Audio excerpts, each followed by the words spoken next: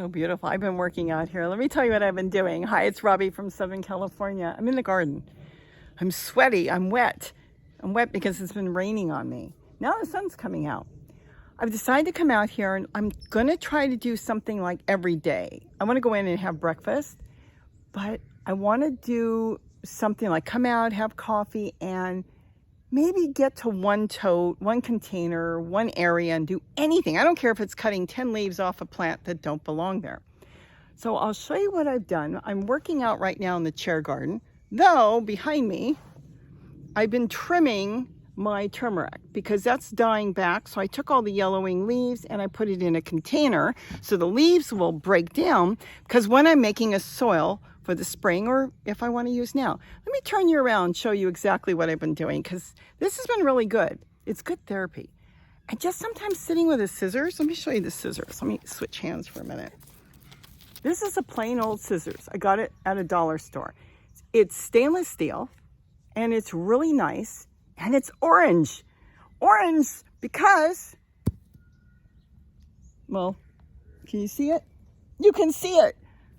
And yeah, and then what did I do the other day? I went back and bought a green one. Green, mind you. No, the reason I bought green was that's all they had, and this works wonderful. And what I can do is grab a whole bunch of yellowing leaves and then just chop it up with the scissors. And I have that to use as a mulch. And it's good therapy. Just sitting out here, chopping up leaves and getting ready for the growing season. And it doesn't matter if you're going to use it now or later, but I really love using a scissors in the garden. I've got so many plans for the spring. Let me turn around and show you exactly what I've done and why I've done things. That's my trash bucket.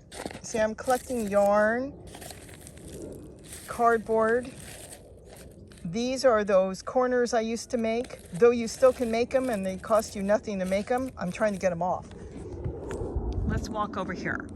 Let's start this. The few of you that know the avocado tree, I don't have a clip. I told Gary this morning, you know what? I want it out. I want to be able to freely walk through here. I've got other plans for this area. And he said, you don't want it? And it's been struggling because of this pepper tree. It's too close to the pepper tree and the roots have been getting into it. I said no, and one pull, it came right out. There was no real roots to it. So this avocado tree is gone. And now I have a clear open space to walk. I'm going to set up a big tote here with a bucket system in there. So I'm composting in place. You've seen it on my other ones. The water will run through and it'll be compost tea that I could just grab the watering can or the bucket, and then I can water. You'll see it later. I can water in here. I was going to do it this past year. I never got to it. Going to leave that. That's been there for a while. And though I'm taking all these down because now I use the tubing, I'm going to leave this for fun because it's been here 2 years and these are really hard to take apart. I've got a whole video on how I did it. What you do is you use like old material or tool inside, and you wrap it with foil, and then you put the painter's tape on there. And let me tell you something, that green painter's tape will last for years in your garden. I literally have to get in there and chop them out. See, here's one here. It's not easy to get rid of. They are really on there good. See the foil? Now this has got tool. I have to slice it and get it off. Look at this. The pole is bleached out from the sun, but see where it was? Look how beautiful and green that is. But I do want them out because I really do like the tubing, and I want to set up the tubing a little differently than I did in here, more like where I have it in other areas. And then even on this one, the irrigation tubing, I don't set them up like this anymore, but you know, it's going strong and it's in here. So I figured I'll just leave it right now. So I left this, I took out all the watermelon, and then I'm going to leave the tool because the tool will deter anything from going in there right now, even though there's nothing growing. This is just sow thistle. I'm definitely leaving this for the goldfinches. They've been here all morning. Now there's nothing right now for them to eat here, but see this yellow flower? This is going to turn into seeds. It will open up and then there'll be seeds for them to eat. I have no idea who's yelling. That's what happens when people are around. Anyways, and then in here I've got some carrots left and there's some Swiss chard. I'm going to leave this right now, but I'm going through the plants. I'm chopping out anything that I feel I don't need. This may throw a fruit or two. I'm going to leave this one. I took that one out. See, I'm literally just dropping it in buckets. And then I can go back and I can either plant in that bucket, that one has holes, or I can just use the leaves. See, this has got some cardboard in here, different things in here. I can fill this up and then I can use that. Now this died, and this was interesting. This had roots. I didn't even know. I thought, gee, why did the oregano die? It's really hard to kill. It had a whole pot. The roots came through. See the roots there? The roots got into the pot, pulled the nutrients out, and basically this wonderful tree killed it. They may give something off, they may pull all the water, I don't know, but they're really good at not letting anything grow around it. This is why I have to have everything lifted. Everything's got to be off the ground, or all these trees will send their roots in there and just finish it off.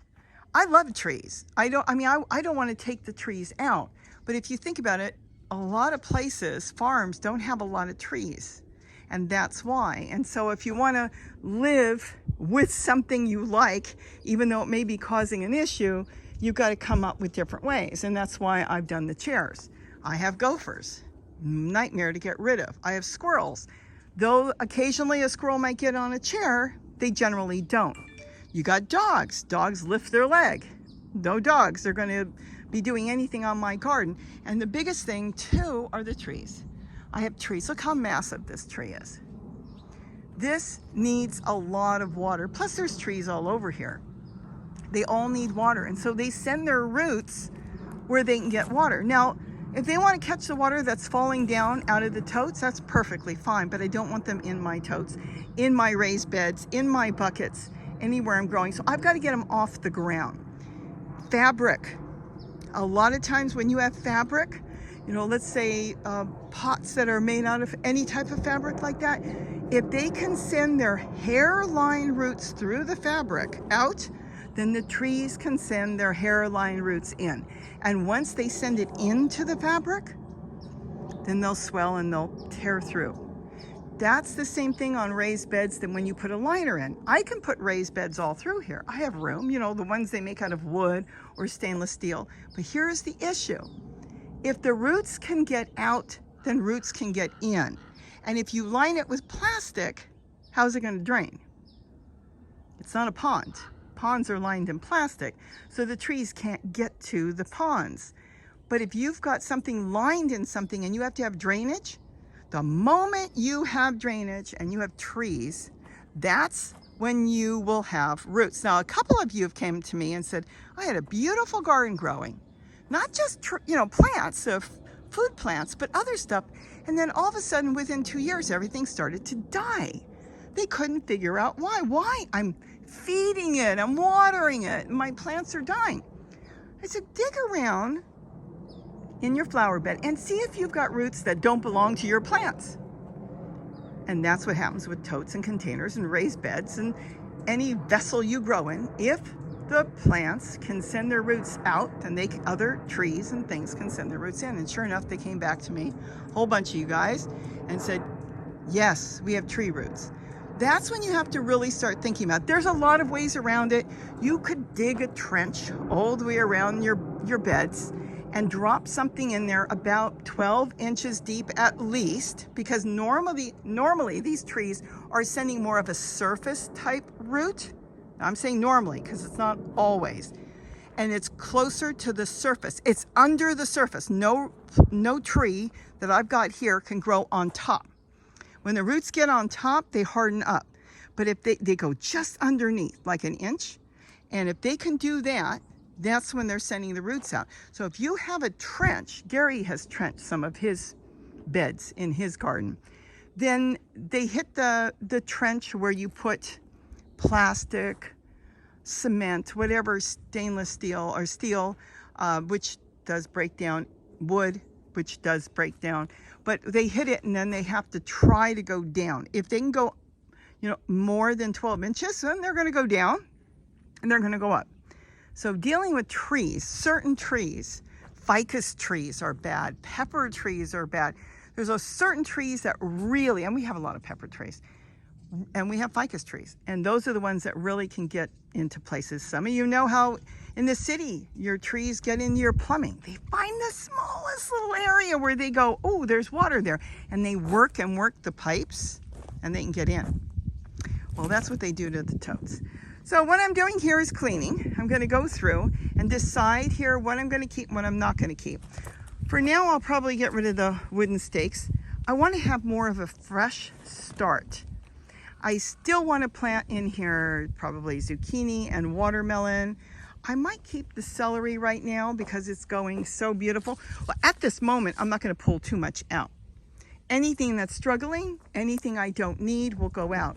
I may groom this tomato plant because though it doesn't look that good, it is really throwing nice tomatoes.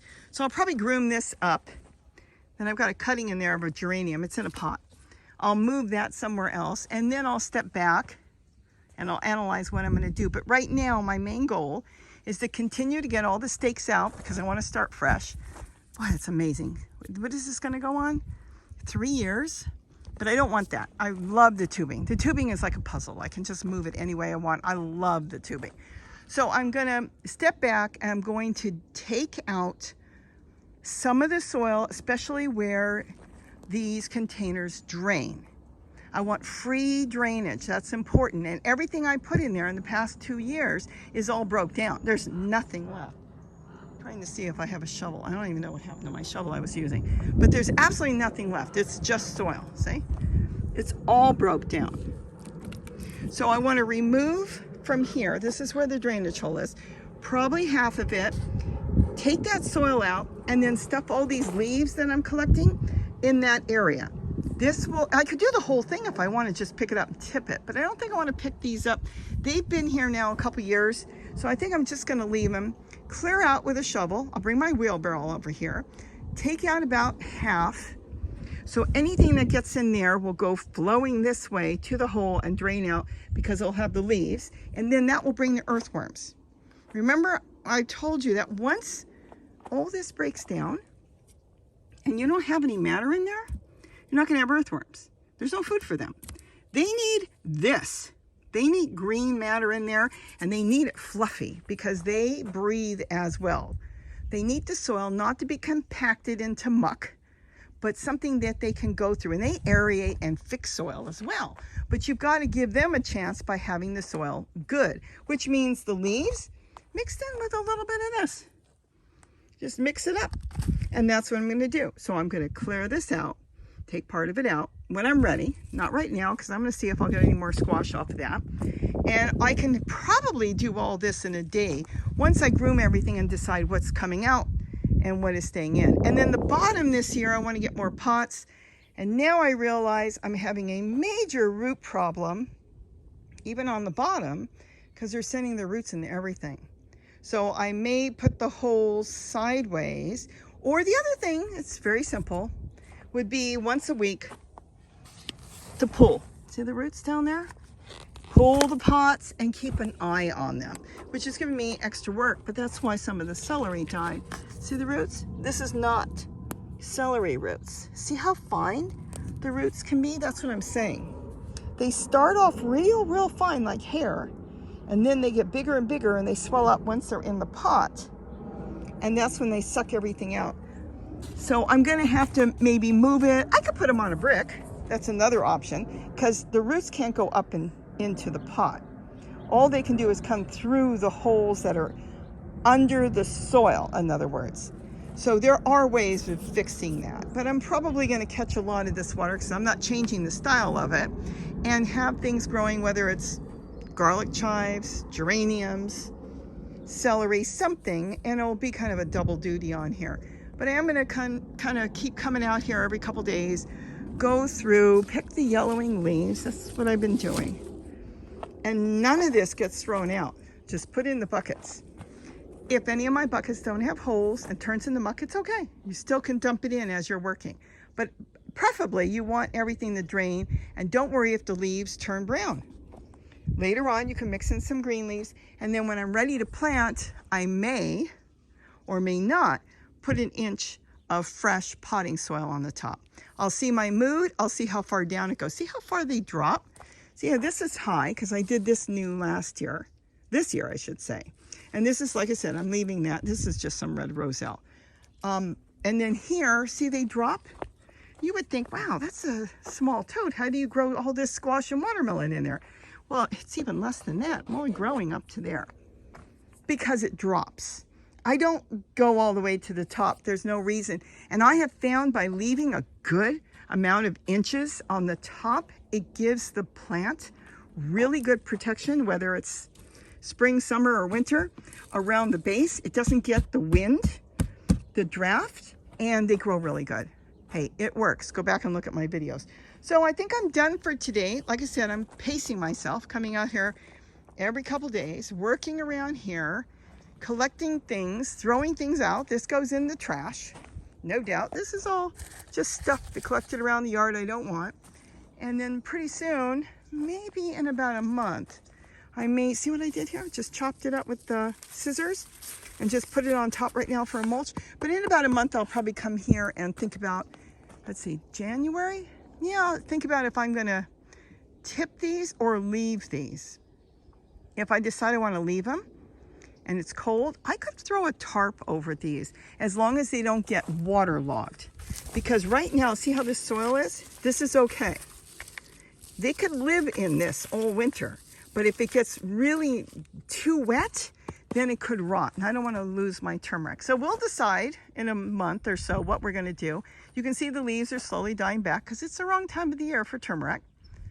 And that's it. So I thought I'd kind of come out and tell you this is what I've been doing. And I'm quite proud. I got a lot done. Look at all the steaks I pulled out, cleaned up. I put them here on the chair. I'm trying to be more organized so I know where to grab my steaks when I need some steaks. I know where they are, and gonna get that set up maybe a little bit later and get this all ready so when I can just, just come out here and think, okay, zucchini in that one, tomatoes in that one, eggplant in that one. I'll see what I decide.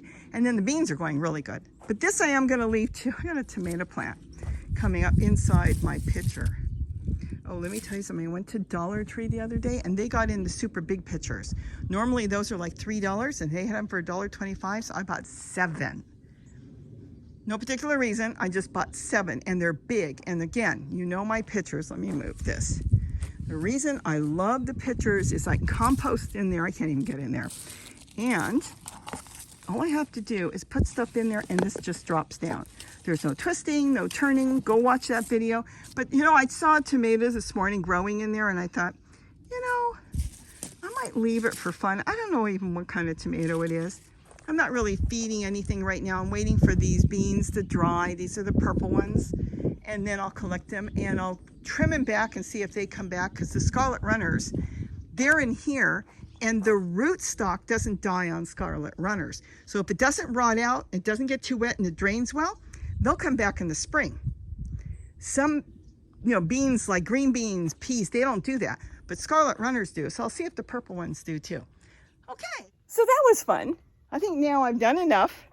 I think I'll go in and get some breakfast and come back here maybe tomorrow and work a little bit more. And well, it's not raining now, but it was raining. I was sitting here, I had my little red stool and I was just sitting and letting it rain. You know what? It was a light rain. I'm a little wet, but it's okay. There's nothing nicer than sitting out in the garden. And it is quiet, listening to the birds and getting some stuff done and getting ahead. And that's what I'm trying to do. With that, have a wonderful day. Keep those leaves no matter what. And if you're under snow, kick back. Enjoy the season. We all need a break. A break rejuvenates us.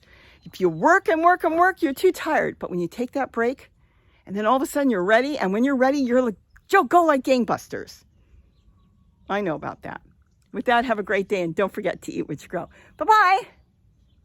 I did do quite a bit. I wonder if I need this in the house. I'm setting up a window for hummingbirds. A Christmas holiday paradise. Maybe I will take it in.